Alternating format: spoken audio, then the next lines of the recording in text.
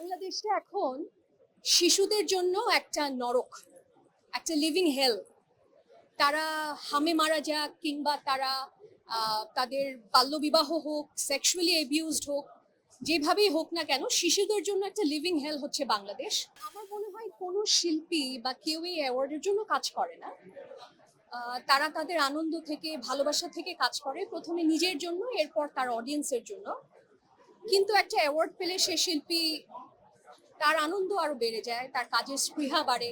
এটা তো একটা স্বীকৃতি, একটা ভালো লাগা। তো সেই ভালো লাগাটা পেলে শিল্পীর কাছে অবশ্যই ভালো লাগে এবং এটা একটা বিশাল অনুপ্রেরণা। বর্তমানে অসুস্থতা নিয়ে খুব ব্যস্ত, চারিদিকে অসুস্থতা, আমিও একটু অসুস্থ। তো বেশ কয়েকটা রেকর্ডিং এখন পেন্ডিং হয়ে আছে সিনেমার এবং নাটকের, সেগুলো করব। আমার একটা সিঙ্গেল গান আসছে সামনে, সেটার জন্য প্রিপারেশন নিচ্ছি। একটা সুন্দর ভিডিও আসছে সামনে, সেটার জন্য প্রিপারেশন নিচ্ছি। ঈদে একটা দুটা সিনেমায় আমার গান থাকতে পারে। নিশ্চয়ই বিভেদ সৃষ্টি করছে, আমার কাছে মনে হয় মানুষের মাঝে করছে। শিল্পীরা আমার মনে হয় অর্গানাইজারদেরকে কম বেশি চেনেন এবং সেখানেই তারা যান। যেটা আমি বললাম যে তাদের যে আন্তরিকতাটা, যার আয়োজক তাদের আন্তরিকতা, তাদের ক্রেডিবিলিটি, এগুলো দেখেই হয়তো বেশিরভাগ শিল্পীরা যায়। তবে মানুষ বিভ্রান্ত হচ্ছে, এটা সত্য। আমার বাবা 2020 সালে করোনায় মারা যায়। তো আমার বাবা হচ্ছে আমার জীবনের সবচেয়ে প্রিয় ব্যক্তি। কিন্তু সব সন্তানের মতোই আমার ভীষণ আফসোস, আমি আমার বাবার জন্য কিছুই করতে পারিনি। আমার জীবনের সবচেয়ে বড় স্বীকৃতিটাও আমার বাবা দেখে যেতে পারেনি। কিন্তু আমার এটা ভেবে ভালো লাগছে যে আমার মাকে আমি সে আনন্দ কিছুটা হলেও দিতে পারছি। আমার মা গর্বিনী মা অ্যাওয়ার্ড পাচ্ছে, সেই জন্য ধন্যবাদ যারা আয়োজক, ইউনিভার্সাল মেডিকেল কলেজ এবং আশিস দা।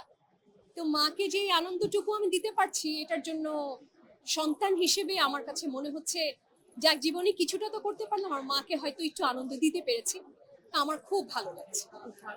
বাংলাদেশে এখন শিশুদের জন্য একটা নরক, একটা লিভিং হেল। তারা হামে মারা যাক কিংবা তারা তাদের বাল্যবিবাহ হোক, সেক্সুয়ালি অ্যাবিউজড হোক, যেভাবেই হোক না কেন শিশুদের জন্য একটা লিভিং হেল হচ্ছে বাংলাদেশ।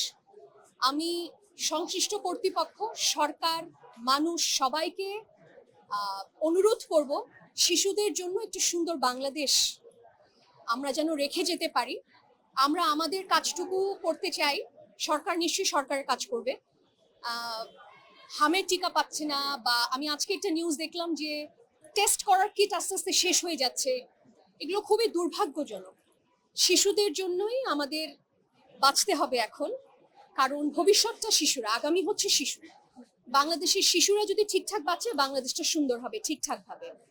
তো আপনাদের সবার মাধ্যমে আমি অনুরোধটা করতে চাই, আমাদের শিশুদের জন্য যেন একটা সুন্দর বাংলাদেশ আমরা রেখে যেতে পারি। সেই জন্য কার্যকর যা যা করণীয় আমরা সবাই, সংশ্লিষ্ট যারা আছেন সবাই যেন তা করতে পারি।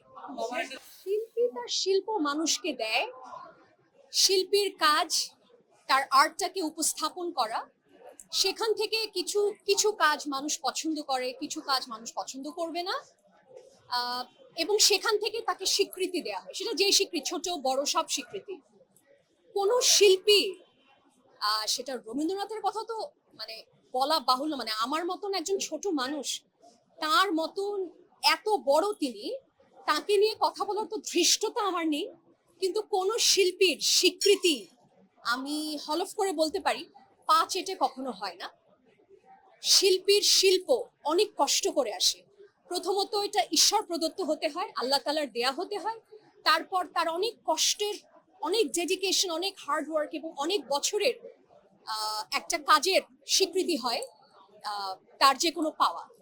সো কোনো শিল্পী 5 এটে কারো কাছ থেকে কোনো কিছু নেয় না, এবং সে যদি নেয় তবে সে শিল্পী না।